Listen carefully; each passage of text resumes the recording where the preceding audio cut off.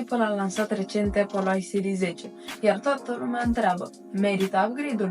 În clipul de azi comparăm Apple Watch Series 10 versus Apple Watch Series 9 și bestia Apple Watch Ultra. Hai să vedem ce diferențe reale sunt și care e potrivit pentru tine.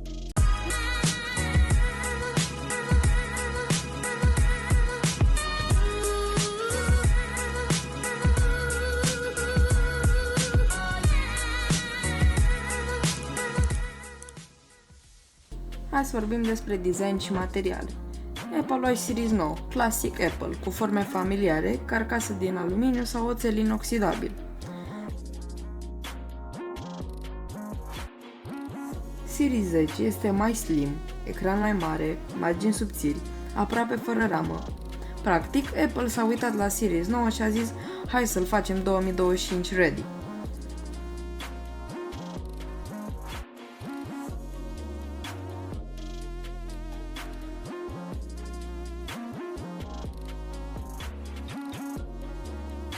Apple Watch Ultra.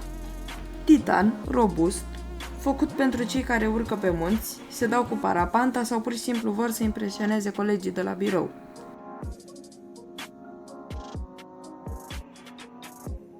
Haideți să vorbim despre display.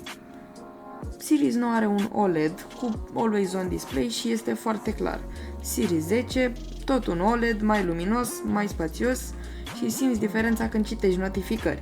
Ultra are un ecran protejat cu safir și se vede excelent în lumină puternică. Ultra este bestia pentru outdoor, dar Series 10 câștigă la aspect și claritate.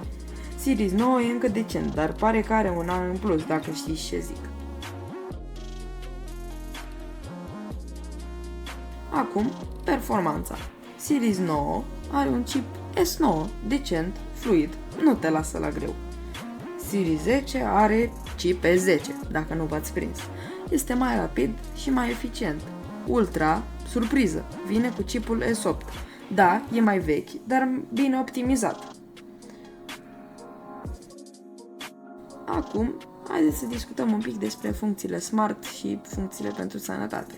Toate trei au ritm cardiac, oxigen, EKG, somn, mindfulness, ceasuri care știu ce faci chiar și când nu știi tu.